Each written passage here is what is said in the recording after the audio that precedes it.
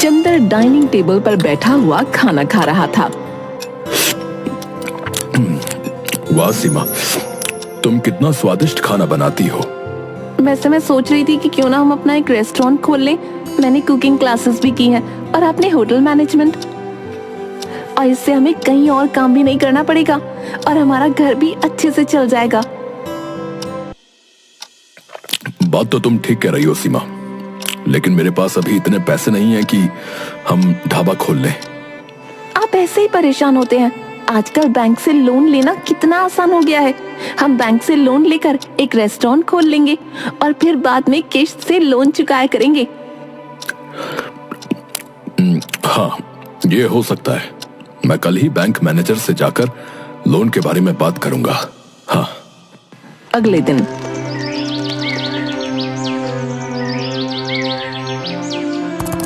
नमस्ते मैनेजर साहब, मुझे एक ढाबा खोलने के लिए बैंक से लोन लेना था। जी जी बिल्कुल, लेकिन उसके लिए आपको कुछ फॉर्मेलिटी करनी पड़ेंगी। आप ये फॉर्म भर दीजिए।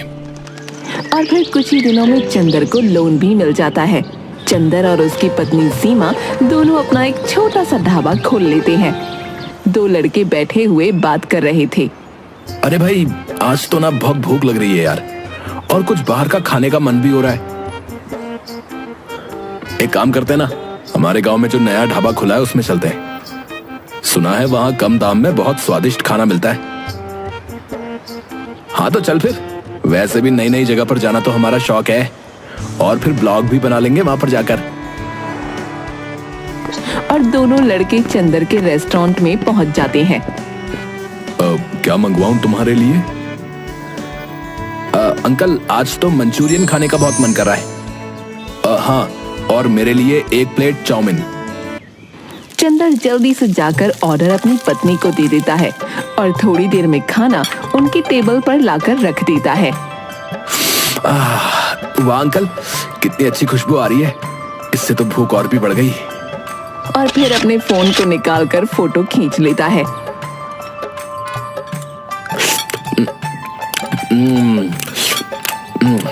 अंकल, आपके रेस्टोरेंट का जितना नाम सुना था ना, ये तो उससे भी ज्यादा अच्छा निकला।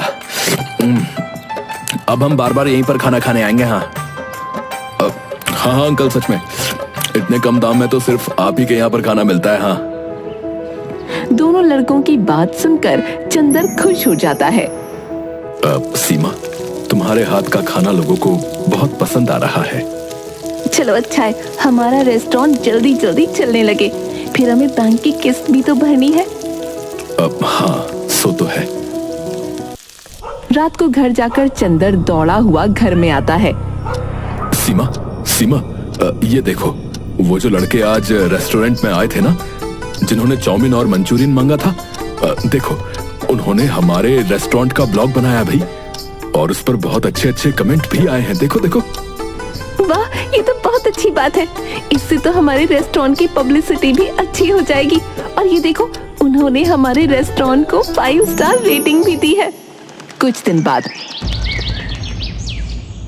चंदर, हमें बैंक की इस महीने की किस्त देनी थी ना, तुम कल ही जाकर किस्त दे आना। चंदर कुछ कहता उसके पहले ही उसका फोन बजता है। हेलो पिताजी, मैं बबलू बोल रहा हूँ। अरे हाँ हाँ बबलू, बोल, क्या हाल चाल है और कैसी चल रही है तुम्हारी पढ़ाई? पिताजी, पढ़ाई तो अच्छी चल रही है, लेकिन मेरे कॉलेज की फीस की ना इंस्टॉलमेंट भरनी थी। 2 दिन के अंदर मेरे कॉलेज की फीस भरनी थी और बहुत जरूरी है। अगर फीस नहीं भरी तो मेरा पूरा साल बर्बाद हो जाएगा।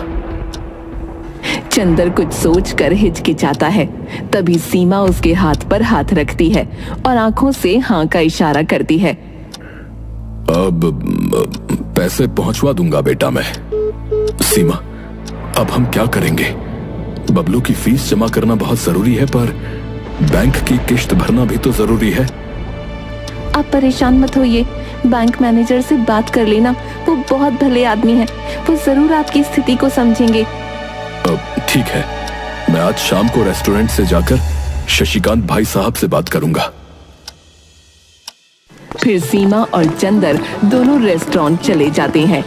आज रेस्टोरेंट के सामने एक गाड़ी आकर रुकती है।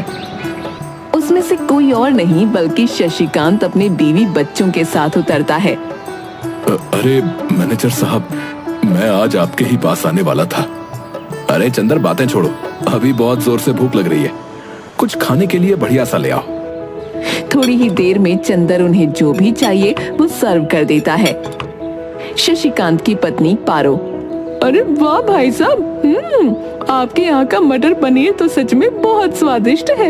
आज पता चला कि लोग इतनी तारीफ क्यों करते हैं आपके रेस्टोरेंट की। पापा, मुझे आइसक्रीम भी खानी है। हाँ हाँ बेटा, मैं अभी तुम्हारे लिए आइसक्रीम लेकर आता हूँ। अच्छा हाँ भाई, अब बताओ कि क्या बात करनी थी तुम्हें मुझसे। वो मैनेजर साहब, इस बार मैं किश्त नहीं दे पाऊंगा। वो क्या है ना, मैंने पैसे तो जमा कर दिए थे, लेकिन मेरे बेटे बबलू की कॉलेज की फीस जमा करना बहुत जरूरी था, नहीं तो उसका पूरा साल बर्बाद हो जाता। इसलिए वो पैसे मैंने उसे दे दिए। अरे कोई बात नहीं भाई, वैसे भी तुम कहां भागे जा रहे हो, और किश्त की जगह तुम हर रोज मुझे अपने रेस्टोरेंट का खाना खिला देना भाई, ठीक है? फिर चंदर और सीमा दोनों हाथ जोड़कर शशिकांत और उसके परिवार को विदा कर देते हैं। आप हर किसी से किस्त समय पर लेते हैं, लेकिन चंदर से क्यों नहीं? चंदर बहुत ही ईमानदार आदमी है, मुझे पूरा भरोसा है कि वो अपनी किश्त जमा कर देगा।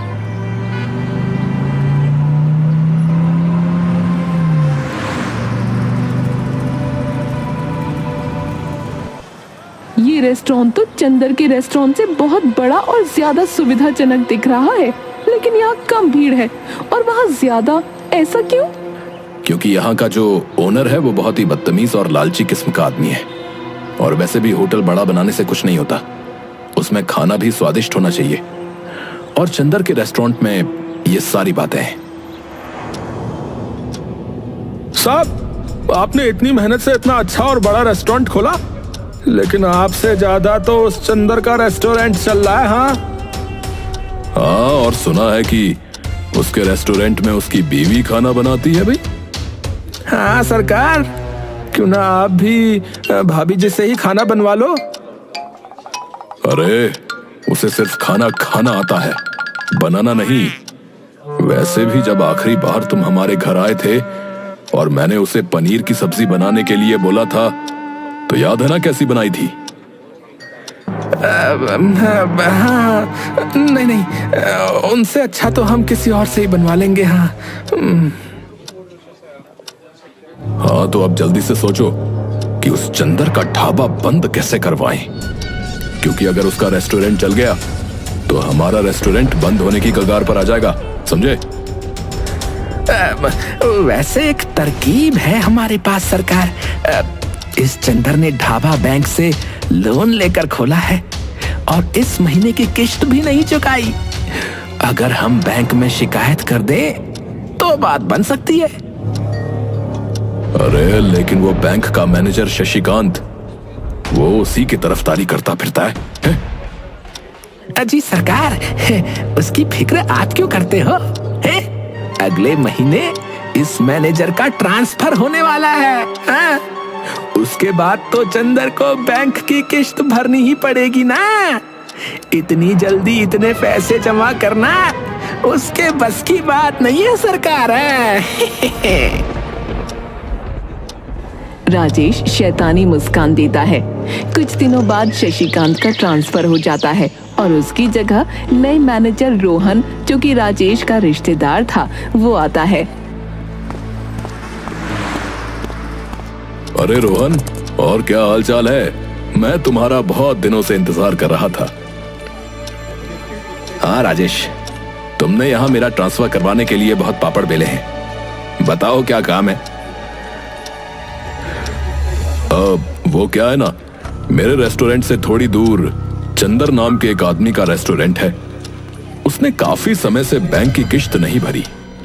पिछला मैनेजर तो उसे कुछ नहीं कहता था, लेकिन मैं चाहता हूं कि तुम उससे सारे पैसे एक साथ मांगो। मुझे यकीन है कि वो इतने सारे पैसे एक साथ नहीं दे पाएगा। वो तो ठीक है, लेकिन तुम्हें तो पता है ना महंगाई कितनी बढ़ गई है। तो मैं कोई भी काम जो है बिना पैसों से नहीं करता भाई। हाँ भाई, सो तो है, लेकिन तुम फिक्र मत करो, तुम्हारा इनाम मैं घर पर भिजवा दूंगा, ठीक है? ठीक है, फिर कल तक तुम्हें खबर मिल जाएगी कि चंदर और उसकी पत्नी रोड पर आ गए। अगले दिन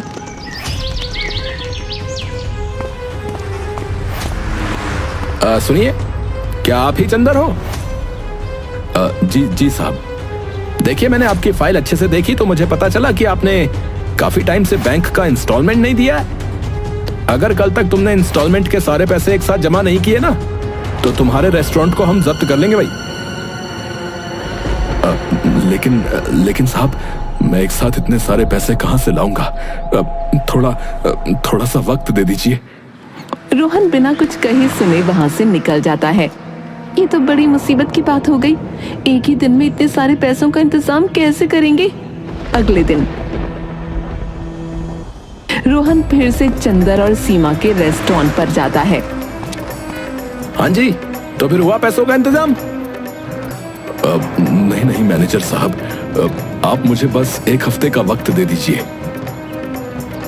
देखिए, मैंने कल ही आपसे कह दिया था कि एक दिन से ज्यादा आपको वक्त नहीं मिलेगा। अब तुम्हारा घर और रेस्टोरेंट दोनों जब्त कर लूंगा। और ये देखो, ये रहे कानूनी कागजात, ये सब ऑफिशियल है। सीमा और चंदर कुछ नहीं कर पाते। अब हम कहाँ जाएंगे जी? अब ना तो घर रहा ना रेस्टोरेंट, अब हम क्या करेंगे? चंदर बिना कुछ बोले रेस्टोरेंट की बातें याद कर रहा था। हम दोनों 2 दिन से इधर उधर भटक रहे हैं, अब मुझ में ताकत नहीं रही। और एक जगह पर बैठ जाते हैं। तभी पीछे से एक आवाज आती है जो कि बबलू की थी। पिताजी, आपकी ये हालत कैसे हुई? मैं घर और रेस्टोरेंट दोनों जगह गया, लेकिन मुझे पता चला कि बैंक ने हमारा घर और रेस्टोरेंट दोनों जब्त कर लिए। फिर चंदर बबलू को सारी बातें बताता है।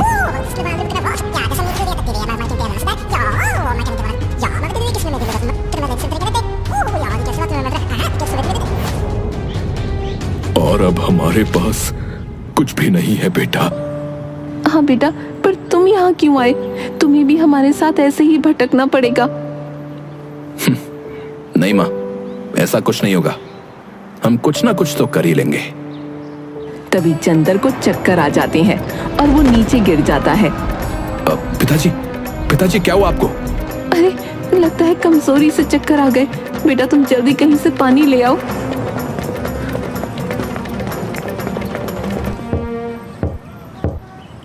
अरे दादा, थोड़ा पानी दे दो, वो मेरे पिताजी बेहोश हो गए। आदमी जल्दी से उसे एक लोटे में पानी दे देता है और बबलू चंदर को पानी पिलाकर एक जगह बैठा देता है। पिताजी, अब आप ठीक हैं? चंदर हाँ में सिर हिला देता है। माँ, मैं ये लोटा देकर आता हूँ। बबलू फिर उस घर में जाता है और लोटा दे देता है। तभी उसकी नजर एक ट्रक पर पड़ती है। अरे काका, ये ट्रक ऐसे ही क्यों पड़ा हुआ है? अरे खटारा है भाई, भंगार में बेचना है हमें। अच्छा काका, तो ये ट्रक जो है आप मुझे दे दीजिए। कितने में बेचोगे? बबलू उस आदमी से ट्रक ले लेता है। अरे काका, ये ट्रक तो अभी चल सकता है। देखो, मैंने इस ट्रक की जगह जो है ना, बहुत सारे नए ट्रक ले लिए हैं, तो अब ये जो है किसी काम का नहीं रहा मेरे लिए भाई। बबलू ट्रक को जैसे तैसे चलाकर चंदर और सीमा के पास ले जाता है। अरे बबलू, इस खटारा ट्रक को तुम यहाँ क्यों ले आए? अरे माँ, ये खटारा नहीं, हमारी खुशियों का पिटारा है। और फिर सीमा और चंदर को सारी बातें बताता है। अच्छा, लेकिन तुम इस खटारा ट्रक का करने क्या वाले हो बेटा? पिताजी, आप बस मुझे थोड़ा सा समय दे दो, फिर आपको सब कुछ समझ में आ जाएगा। बबलू उस खटारा ट्रक को सीधा करने में जुट जाता है। बबलू उस पर कलर भी कर देता है और बस 2 दिन में ही वो खटारा ट्रक बिल्कुल नया दिखने लग जाता है। बेटा, तुमने तो इस ट्रक को बिल्कुल नए जैसा बना दिया, लेकिन तुम करना क्या चाहते हो? माँ, बड़े बड़े शहरों में इसे फूड ट्रक कहते हैं। क्या? Food truck? हाँ हाँ सीमा, इस ट्रक को जो है हम कहीं भी ले जा सकते हैं। इसे हम हमारा चलता फिरता होटल बना सकते हैं। हाँ माँ, ये हमारा नया रेस्टोरेंट रहेगा और इस रेस्टोरेंट की स्पेशलिटी ये है कि आप इसे कहीं भी लेकर जा सकते हैं। इसका मतलब पहले तो सिर्फ फूड डिलीवरी होती थी, लेकिन अब हम होटल डिलीवरी भी कर सकते हैं। फिर सीमा और चंदर दोनों हंसते हैं। वैसे मुझे लगता है कि हमें इस रेस्टोरेंट की पब्लिसिटी करनी चाहिए। क्यों नहीं? तुम्हें याद है वो दोनों लड़के जिन्होंने हमारे रेस्टोरेंट का ब्लॉग बनाया था?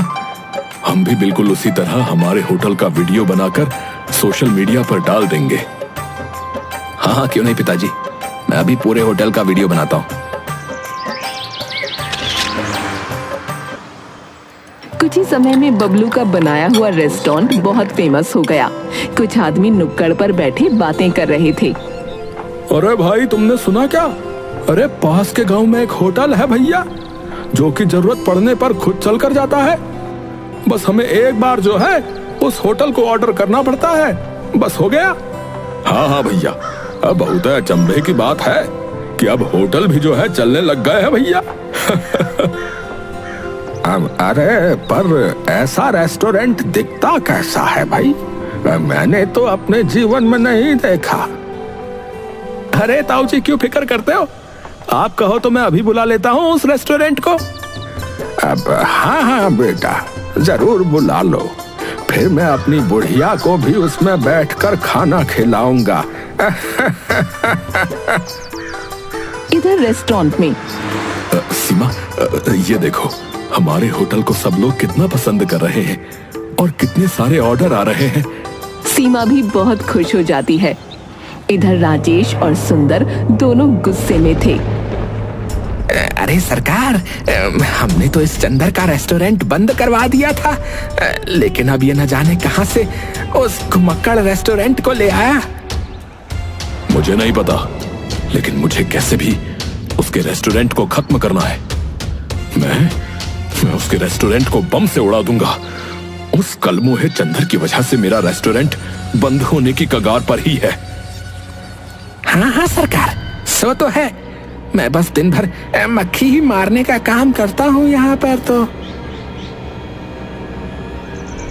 अगले दिन अरे सुंदर, उस होटल को काली पहाड़ी के पीछे वाले मैदान में बुला ले। हम वहीं उसे फोड़ देंगे। वहां किसी को भी पता नहीं चलेगा कि वो रेस्टोरेंट कहाँ गायब हो गया। सब कुछ प्लान के मुताबिक ही चल रहा था, लेकिन जैसे ही राजेश और सुंदर दोनों ट्रक के पास जाते हैं, वैसे ही ट्रक में लाल सायरन बजने लगता है। उसे सुनकर चंदर, बबलू और सीमा तीनों हैरान हो जाते हैं। अरे काका, आपके पास बम है? अरे नहीं नहीं, मैं बम का क्या करूंगा भाई?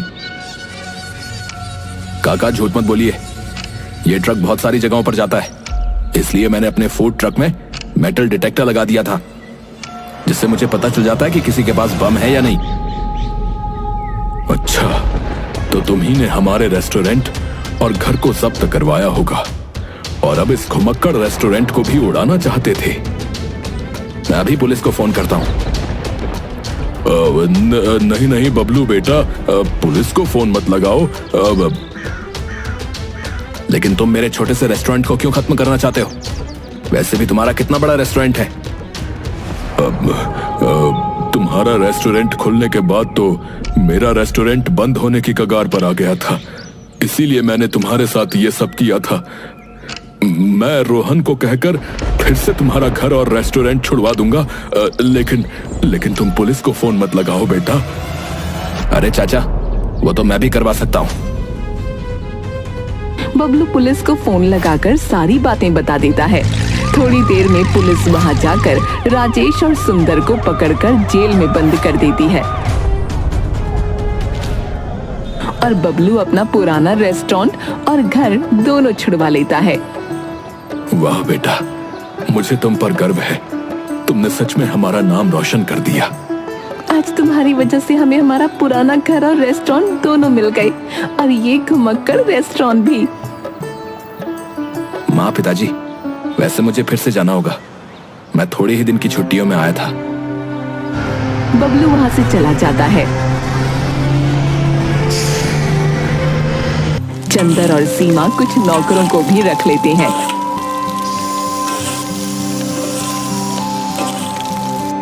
और फूड ट्रक के साथ साथ पुराने रेस्टोरेंट को भी चलाते हैं।